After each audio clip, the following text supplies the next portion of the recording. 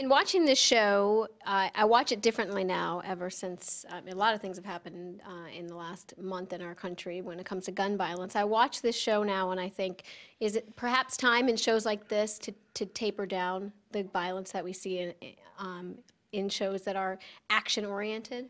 It's time to taper all the violence down. In the pilot of Revolution, I say, I'm coming in as the leader of the Monroe Republic to these people, and I say you don't have a right to bear arms. There's a reason for that. And I've said this over and over again. I'm trying to protect you from yourself and trying to protect people from each other. And that is Neville's standpoint. So my character said it, and I feel it in my heart. I live in Ridgefield, Connecticut, not too far from Newtown. Why do we need guns? I understand.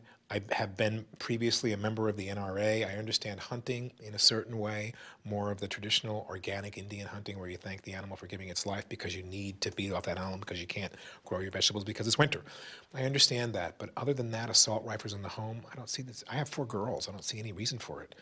Even a handgun in the home, I don't see any reason for it. I know it's part of our Constitution.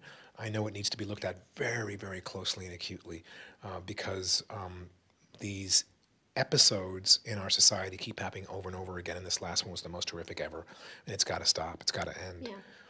Do you think that shows like this, though, can contribute to that? Because, we do see so much gun violence on TV shows. I think it pushes you it can contribute. I won't deny that, but I also think it is also something that could have you look at the other side of it. And I think that's important as well. It pushes you to look at both sides. And if there is one side that contributes, there's also the side that states that, look what can happen here. In our show, we have crossbows, we have knives, we have fist fights. Yep. It's sort of starting to go back to the survival of the fittest physically without the automatic weapon. And I think that's a great thing. So I do believe there are both sides to this particular story. And I think that what affects youth and young people could be revolution, but more than likely, it's how they're raised, and it's other shows that the games that have them. Police officers use these games to learn how to shoot. Right. That simulated game. Those are accurate. Those teach people about guns and about violence.